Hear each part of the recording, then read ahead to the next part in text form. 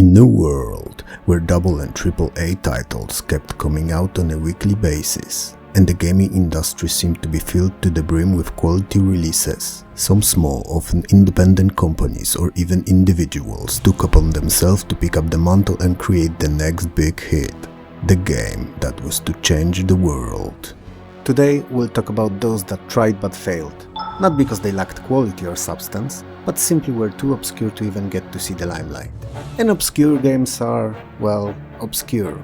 Sometimes it's because they came from small dev teams, unable to advertise them in any meaningful way, or released as a public domain titles or even as parts of cover discs to gaming mags. Sometimes because the games only ever came out in a particular country or language, and sometimes because their presentation was so severely lacking to the point of discouraging potential players to ever bother into taking a look at the game itself, at least when compared to flashy high-budget titles. Reasons for all that aside, this is the first video of yet unspecified number to cover obscure games on the Amiga, so let's get on with it. Emerald Mine 2 is a place you go to hunt for… dig for. Nope, also wrong. Fish for? No. Oh yeah, mine. Yes, mine emeralds. And Emerald Mine 2 is no different. Just two. So that other mine, the one on the right from the one that was one, if that makes any sense. I might be having a fever, cause even I can't follow this train of thought. Anyway, essentially speaking, Emerald Mine 2 is a boulder dash but considerably expanded upon. It's a top-down tile-based puzzler where you have to collect enough gems within given time limit and then get to the exit. Same as in Boulder Dash, the character you control is the only one who can actually dig through the sand. And it's also the only object in the game, other than said sand and rock walls, that's immune to the gravity. Because game logic. All other objects aren't, and when they lose support or are pushed from ledges, they naturally fall down. And this is where the puzzle element comes to life. Because you will have to correctly move or drop rocks to open up areas to go through. In the same time, you'll need to make sure to not to block your way with mistakenly rushed moves, as there is no pull option in the game.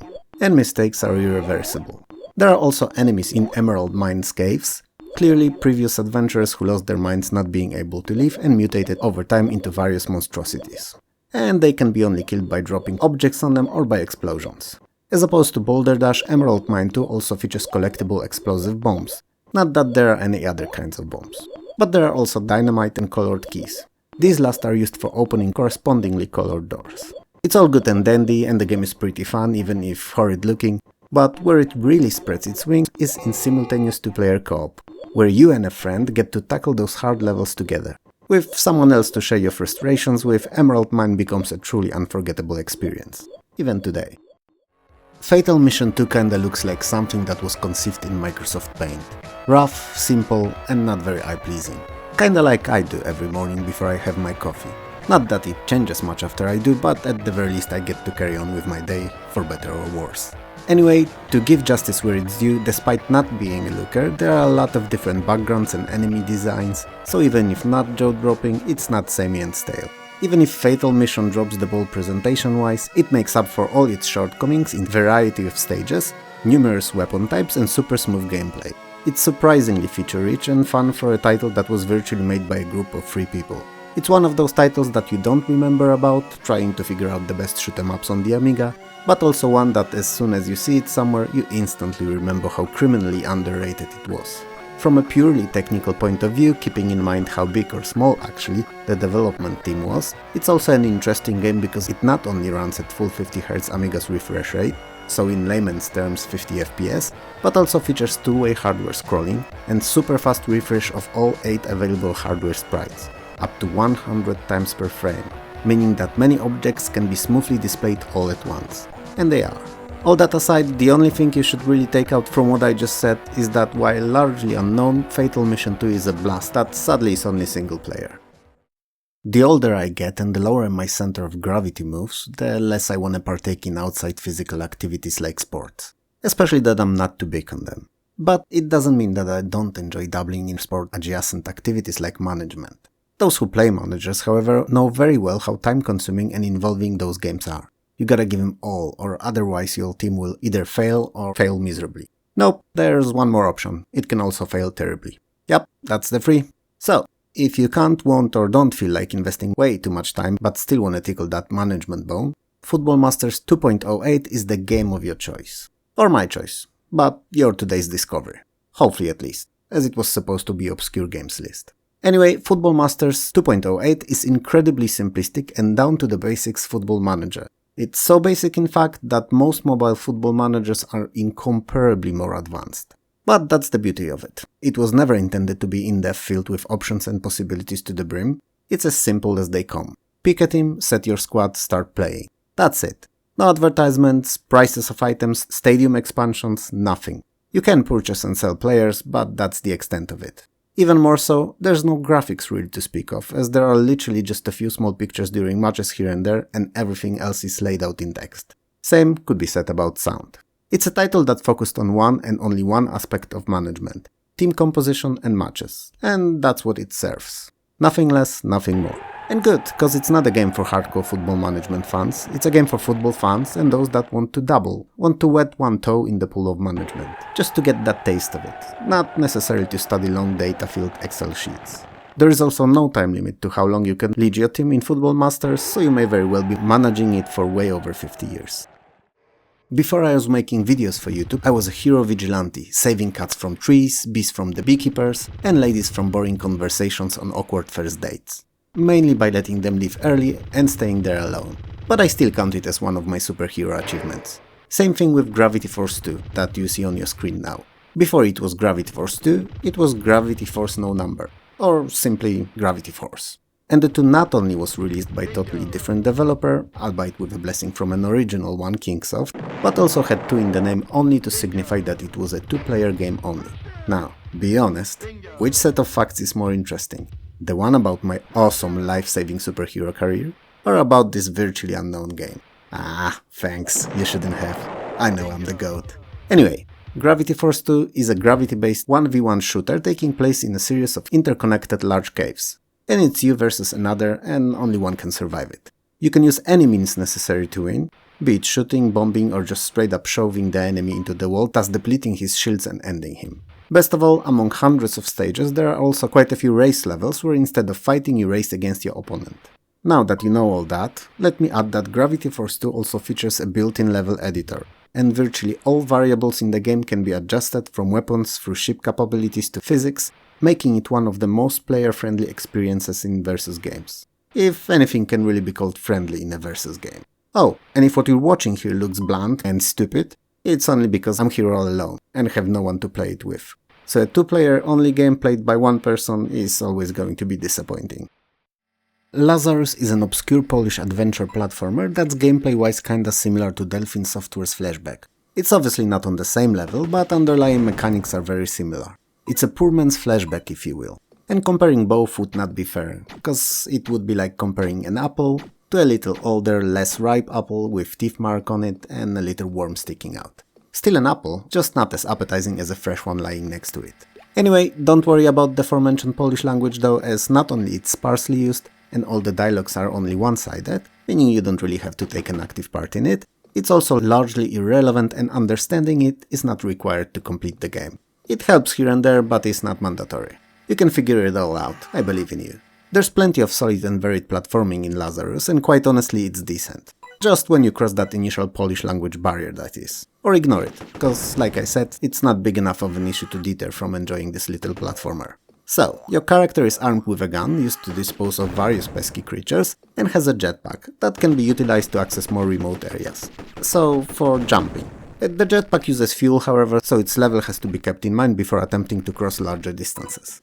Oh, and even though you've probably noticed already, and I failed to mention it till now, but both graphics and sound design are pretty good, so they only make the game even more enjoyable. Heartlight lights up my heart, mainly with feelings of anger, frustration and powerlessness, not necessarily in that order. And not because it sucks, on the contrary, it's awesome, and it's actually the only game in this list of obscurity, trademark pending, that I consider as one of my absolute faves on the Amiga. But I suck at it. Big time. Doesn't stop me from playing though, and it's a true hidden gem. That said, other than myself, I know of only one other person who'd played it. And it's a tragedy. Tragedy, I say. Because Heartlight is one of the best Boulder Dash-like games ever made. Period. It is infinitely more difficult than BD though, so should only be approached on days that you're absolutely at approximately 100%. mentally that is. I usually wake up either at 5 or 95% and I can't really ever tell what my morning's going to be before I actually get up. So I like to think of my days as Schrodinger's days, same as his cat was. They can be both great and crap, and what they are I get to learn upon waking up, when I can observe the degree of my mental devastation. So not every day is a Heartlight day for me. Anyway, coming back to it, it's another, and I swear last, entirely Polish game in this video. But unlike Lazarus, there's virtually nothing here to read all throughout, so it's even more irrelevant than it was there. And anyone should be able to enjoy it to their heart's content. Awful pun intended. Heartlight's built-in levels are much more demanding and strategic than those of Boulder Dash, so get used to repeating some of those later stages a lot. The best part of it though is that it includes a text-based editor, or actually a text file with all the levels in it, and you can easily add your own, by typing them into that file. Which in terms of added goodness is a pile of crispy bacon bits on a bed of fried bacon, wrapped in more fried bacon, all glazed with bacon-flavored sauce. So, heavenly goodness. No, baconly goodness. But I gotta be honest here with you guys. Well, I don't really, but I will. It's not all sunshine and rainbows here. Heartlight's controls are very sensitive and require either a decent joystick or some tinkering under emulation to not feel as if controls are cheating you out of your progress. Keep that in mind. As looks go, I'm not great. I'm somewhere in the middle of the road. Not too handsome, but also not painfully ugly to look at. A definition of average. And I mention it because this, our next title, Lepani, however you want to pronounce it, is in a similar boat. I'm gonna call it Lepani. Well, Lepani is maybe a tad bit below average, but same ballpark. It's not a graphically good game, whichever way you look at it, but it's also not discouragingly ugly. The presentation's just there, and that's pretty much it. Fortunately, it's hardly ever graphics that make the game, and Lepani is one of the most unusual puzzle platformers I've seen. It's a mixture of The Lost Vikings with, I don't know, Boulder Dash and Puyo Puyo maybe? It's hard to explain. But basically, you're presented with a one-screen level, and it's worth to mention that there's over 100 of these, and you have to get each of your three characters to the exit that corresponds to their colors. Simply put, each have their own point of extraction.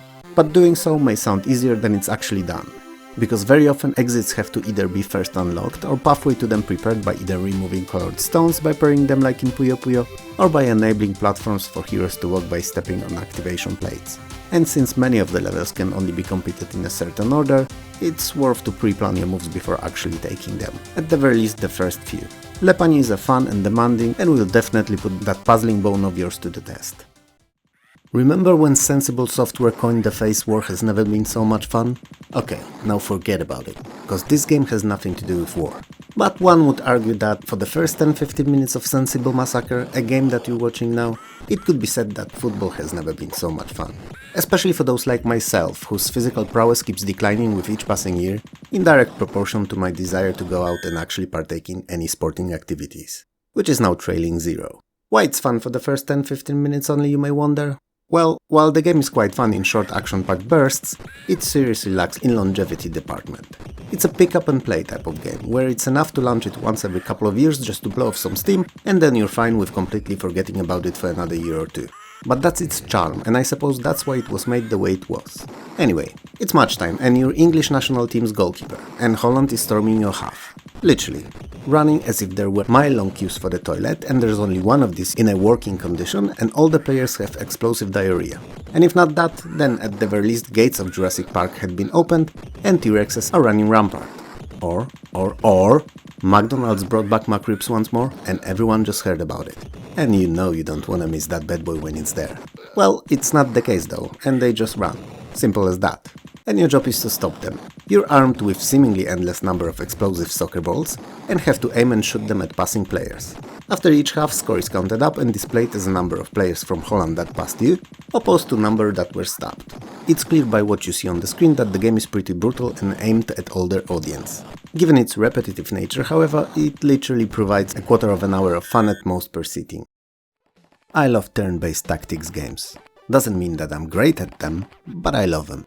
Same as with cooking. I love it, but half of the time what I end up with can be just barely classified as food. And often looks like something that you pour down the pipes to descale them. Smells like that as well, but what can I say? I like to experiment. Anyway, games like XCOM or Jagged Alliance are my bread and butter and titles that I can easily sink the most hours in. so I usually try to keep an eye on new releases and always have. For some reason, however, I never even heard of Task Force. It was so obscure that no news of its existence ever crossed my doorway. Until today, that is. Task Force is an overhead view turn-based squad tactical game that's not unlike Saber Team or Laser Squad. More similar to the latter, in fact. And while these two were quite popular back when they released, I wasn't alone in my situation and hardly anyone heard of Task Force. It's difficult to tell why, but if I'd have to guess, I'd bet that the reason may have been the fact that it was a public domain title and not as advertised or available as games backed by big companies were.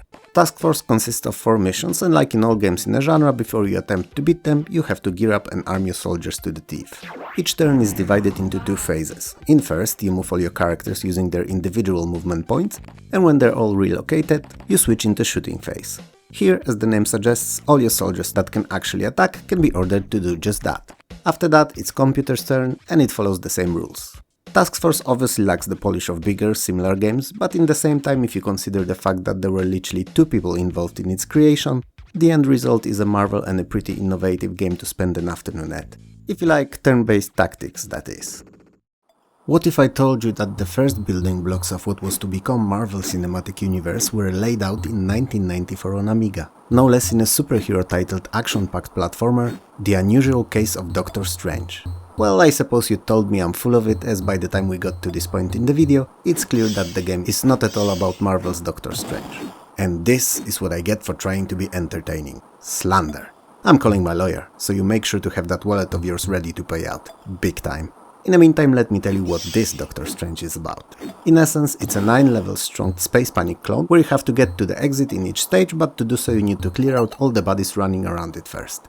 And you do so by digging holes in platforms, and then when they eventually get trapped in them, hanging by their tiny sticky tentacles, you bash them with your shovel till they fall through, and as a result of that they drop dead falling from a height. After level 9 the game carries on, but repeats the levels in an infinite loop. So the replayability is only based on scoring as many points as possible after the first 9 are completed. And while it may not sound like much, Doctor Strange is quite fun, so doing a loop or 2 every now and then is quite entertaining. You should definitely give it a go.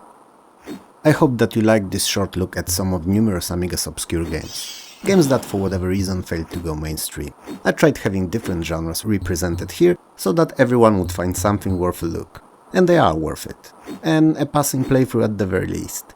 Some games, like Heartlight, however, are among my most favorite but least known gems to ever grace Amiga's disk drive. It goes without saying that there will be a second part to this video, as Amiga has a lot more hidden treasures to offer. So at the very least you can expect that. Let me know in the comments below if any of the games were something you'd considered playing, or even knew and enjoyed. Or was it a complete waste of time? Yours and mine. Like the video if Amiga was the best home computer for gaming in the late 80s. Subscribe if it was still the best in the early 90s. And share the video if it is to this day. And if you're feeling especially frivolous and in a given mood, I have a Patreon and YouTube memberships. And either would help immensely.